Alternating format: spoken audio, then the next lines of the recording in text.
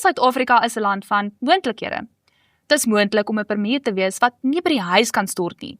Dis moontlik om 500 politieke partye te hê en steeds niemand om voor te stem nie.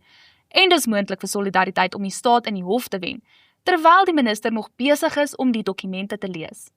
Ek is Shanay Mostert en vandag gesels ons oor die 500 party sirkus, Iranese spookskepe wat ongenooid in ons see ronddobber en hoe Solidariteit gekeer het dat die staat jou mediese fonds as hul eie spaarvarkie gebruik. Maar voor ons die kabinet se foute begin tel, doen my 'n guns. Druk daardie subscribe knoppie op Solidariteit se YouTube kanaal nou. Die nuus is 'n gemors, maar my mening is gratis. En glo my, dis die enigste ding in hierdie land wat nog nie belas word nie. Ons begin vandag by die minister van, 5-ster akkommodasie, Gauteng se eie premier, Panyaza Lesufi.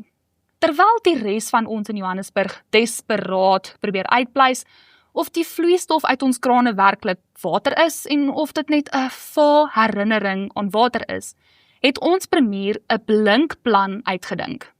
In 'n onlangse media-konferensie sê hy, en ek haal sy presiese Engelse woorde aan, sodat julle nie dink ek suig dit uit my duim nie.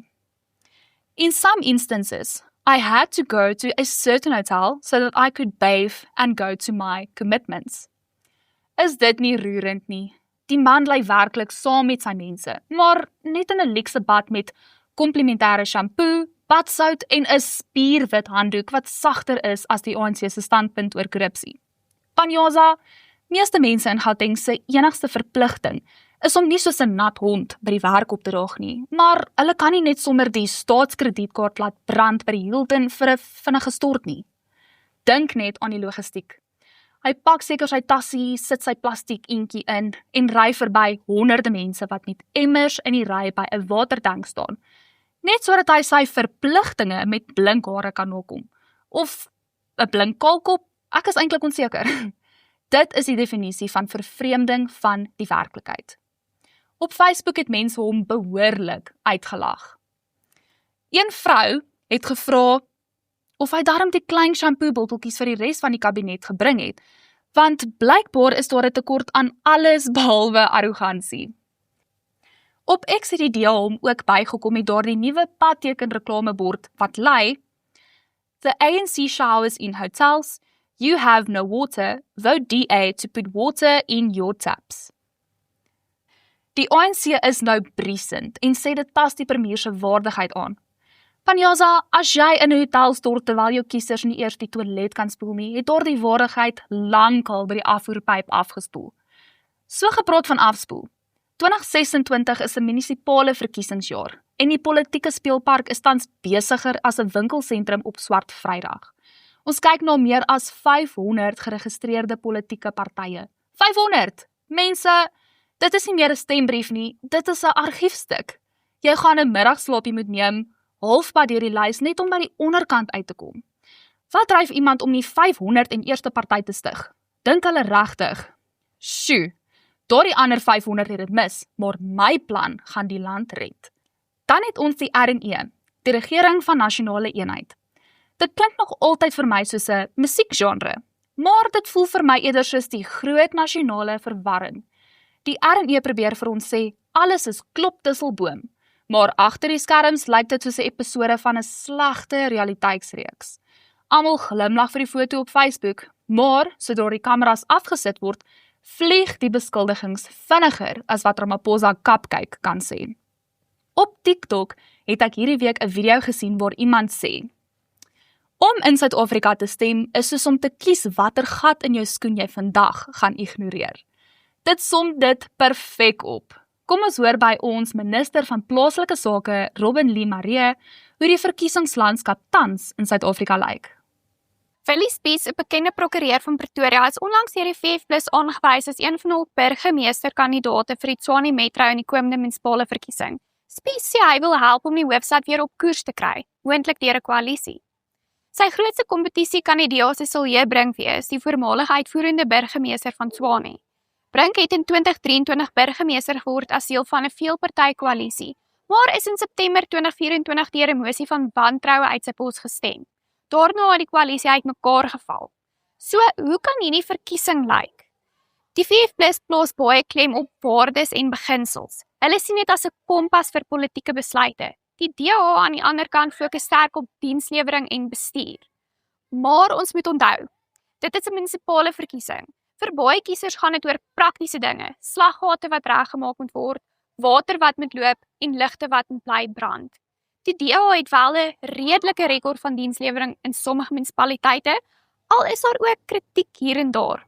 Uiteindelik bly die vraag, stem kiesers vir 'n party met sterk beginsels of vir een met 'n bewese, maar onvolmaakte rekord van dienslewering? Dankie minister. Maar wag, voordat julle moedeloos raak oor die verkiesing en die droë krane, kom ons praat oor 'n oorwinning wat werklik saak maak. Terwyl politici mekaar oor die vingers stik op X, is Solidariteit besig om in die howe amok te maak met die waarheid. Die nasionale gesondheidsversekering, die gevreesde NGV, is tans op die agtervoet danksy Solidariteit se regspan.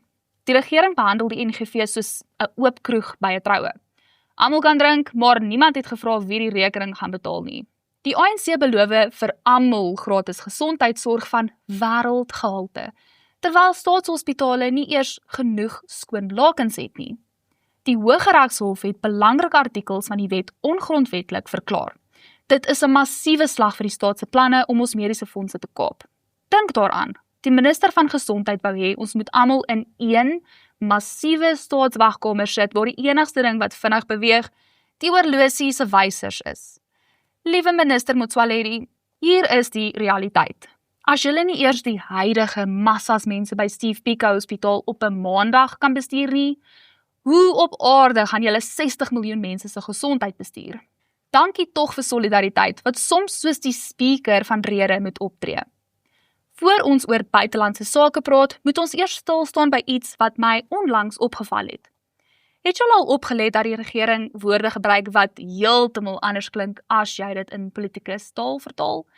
Welkom by die ANC se verklarende woordeboek. Kom ons begin by die woord transformasie. In die regte wêreld beteken dit om iets te verbeter of te vernuwe. In Luthuli-huis beteken dit blykbaar vat iets wat werk, verwyder die mense met die nodige vaardighede en vervang dit met iemand wat die regte lidmaatskapkaart het. As die krag afgaan of die paaie vol gate is, moenie skrik nie. Dis net transformasie in aksie. Dit transformeer basies jou eerste wêreld infrastruktuur in argeologiese vindplek. Dan is daar swart ekonomiese bemagtiging. Op papier klink dit na 'n goeie idee. In die praktyk beteken dit dikwels, ons gaan 'n middelman ryk maak wat niks vervaardig nie, sodat die produk 3 keer meer vir die belastingbetaler kos. Dis nie bemagtiging vir die mense op grondvlak nie, dis bemagtiging vir die mense wat die luukse Duitse motors ry, terwyl hulle vir ons sê ons moet net geduldig wees. En natuurlik, my gunsteling, raskwotas. Dit is daardie unieke Suid-Afrikaanse stelsel waar die regering glo 'n mens se velkleur belangriker is as sy vermoë om probleme op te los. As die pype bars en die damme leeg is, vra hulle nie vir 'n ingenieur nie. Hulle vra vir 'n kwotaverslag. Dis 'n obsessie met ras wat ons land gijslaar hou. Die ANC is so besig om klere te tel dat hulle vergeet om die ligte wat nog werk en dit is 'n handjievol te tel. Liewe kabinet, miskien moet julle minder tyd aan julle woordeboek spandeer en meer tyd aan 'n handleiding vir basiese dienslewering. Maar nou ja, solank daar woorde is om dinge te verbloem, hoef julle seker nie werklik te werk nie, nee. Laastens moet ons vinnig draai by die vlootoefeninge van vroeër vanjaar. Onthou julle dit? Ons president, die hoofsanger van die Ek het nie geweet nie koor, het gesê Iran was nie genooi nie. Hy was glo heeltemal onkant gevang. Maar voor ons daarby uitkom, kom ons neem eers die landskapspad na ons minister van buitelandse sake, Leray Nel, wat vir ons meer gaan vertel oor wat buite Suid-Afrikaanse waters aan die gang is. Dankie Sharnay. Hierdie oorlog in Iran is meer uniek as wat hy voorkom. Nie net is dit die Iranese se eerste werklike kans op vryheid van 'n teokratiese tirannie sedert die revolusie in 1979 nie.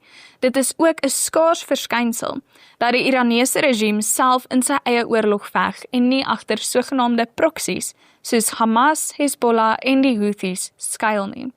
Dit lyk egter nie vir my asof hierdie selfbekleierery tot dusver baie goed werk vir die regime nie. Hulle Ayatollah of opperleier en sowat 40 hooggeplaastes is reeds dood. Daarbenewens is verwoestende skade aan belangrike infrastruktuur aangerig, wat dit vir die regime baie moeiliker gaan maak om voort te gaan. Nadat ongeveer 30 Iranese skepe deur die Israel en die VSA gesink is, het verskeie ander skepe na omliggende hawes gevlug om hulself, hul bemanning en hul bevelvoerders oor te gee. Hulle het hierdie skepe aan neutrale partye oorhandig, sodat hulle nie gesink word en hul bemanning verloor nie. Dit is iets wat ons nog nie sedert die Tweede Wêreldoorlog gesien het nie. Israel en Amerika se motief is duidelik, om die wêreld teen 'n teokrasie met kernwapens te beskerm en natuurlik moontlik om die VSA se magstryd met China op nog 'n platform te laat afspeel. Aangesien baie van die missiele wat deur Iran afgevuur word, uit China afkomstig is. Die islamitiese regime in Iran wil natuurlik beheer oor die land met 'n ystervys behou, terwyl hulle voortgaan om Iran, wat volgens hulle reeds tot 60% verryk is, verder tot wapengraad te verryk. Om dit reg te kry, probeer hulle om hul buurlande in die spervuur te plaas, met die hoop om hulle genoeg te irriteer, sodat hulle uiteindelik kwaad genoeg vir Amerika raak om later saam te veg. Ek twyfel egter of Iran dit sal regkry voordat die VSA en Israel hulle infrastruktuur grootendeels vernietig en hulle nuwe Ayatollah moontlik ook uitskakel. Intussen raak petrol, olie, gas, kos en baie ander kommoditeite reg oor die wêreld duurder, omdat sowat 20% van die wêreld se olie en gas nie deur die Straat van Hormuz kan beweeg nie en dus nie uitgevoer kan word nie. Dankie minister. Terug by ek het nie geweet nie, Cyril. Kom ons wees gou eerlik. As 3 massiewe oorlogskepe uit Iran in Valsbaai rondvaar, is dit nie 'n verrassing nie.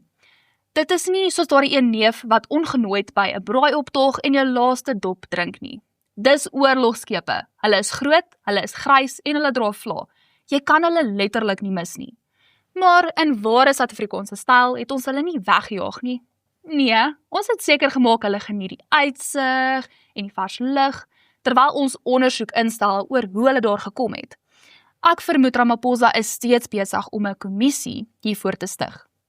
En toe kom die ironiese kinkel wat niemand kon voorspel nie. Wie is een van die eerstes wat die aanval op Khamenei veroordeel en hul diepste meegevoel in die media betuig? Ons eie regering. So laat ek dit reg oordra. Iran is nie genooi nie. Ons het glo niks van hulle geweet nie. Ons was onkant gevang.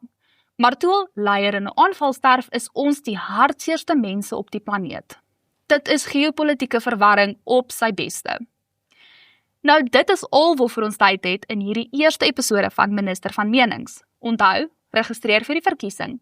Subscribe op Solidariteit se YouTube kanaal en as jy Panjasa Lesufi ooit in 'n hotel gaan raakloop, vra hom sommer vir 'n gratis seepie of 2. Want ons gaan dit nodig hê om die politiek van ons af te was. Ek is Shanay Mostert en dit was my mening. Wat is joune? Los gerus 'n kommentaar hieronder en dan sien ons julle volgende keer.